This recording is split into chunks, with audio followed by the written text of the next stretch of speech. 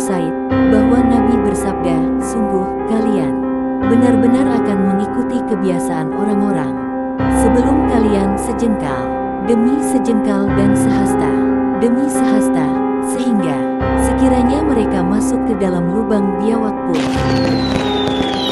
Ibnu Umar berkata, Rasulullah bersabda, "Barang siapa yang menyerupai suatu kaum, maka ia termasuk bagian dari mereka."